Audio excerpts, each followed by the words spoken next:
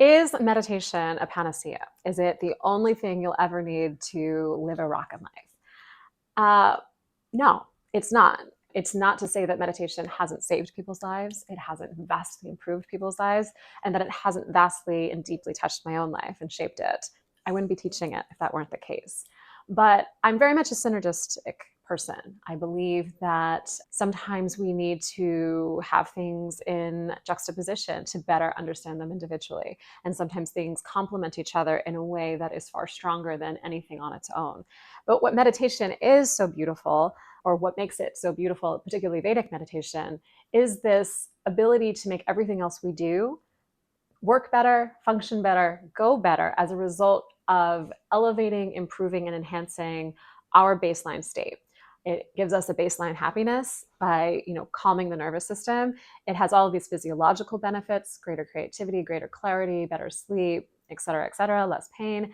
But on a more esoteric level, it is helping us get out of this more myopic, individualistic mindset to have an expanded awareness of not only myself, but of the world. And from that, to be able to enter into any activity with greater adaptability.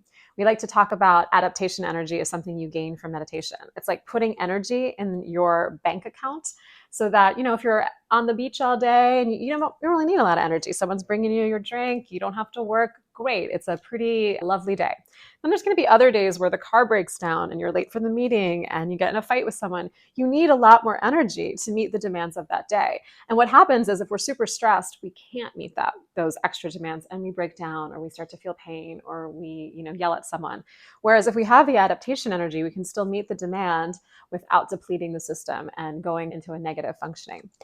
So meditation is not a panacea. It's not that you will never, ever encounter a problem, a setback, an obstacle, but it's actually that you have the awareness and also the intellectual understanding to see this obstacle is not necessarily the end all. It's a lesson.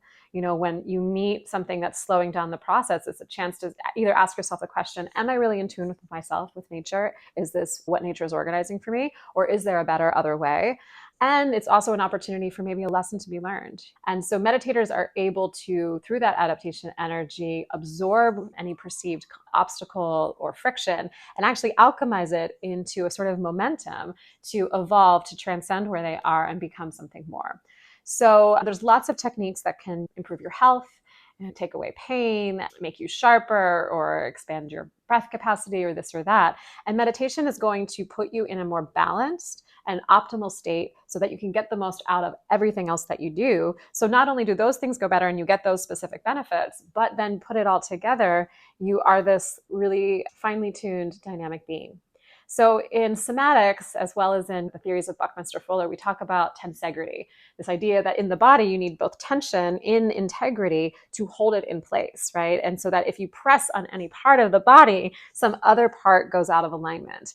And what meditation does is it really brings you back into that more esoteric internal tensegrity within yourself, within the world.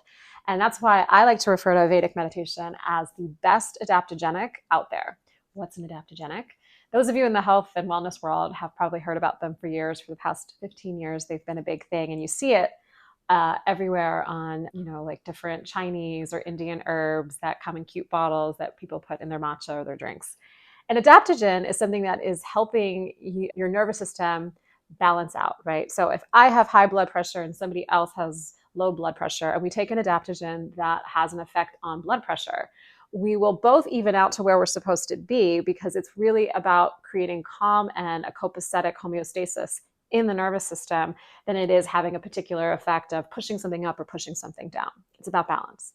And therefore, our Vedic meditation on the inside is doing that by, if your sleep is really compromised, it'll help rest the nervous system in such a way that you can actually start to sleep better, more consistently.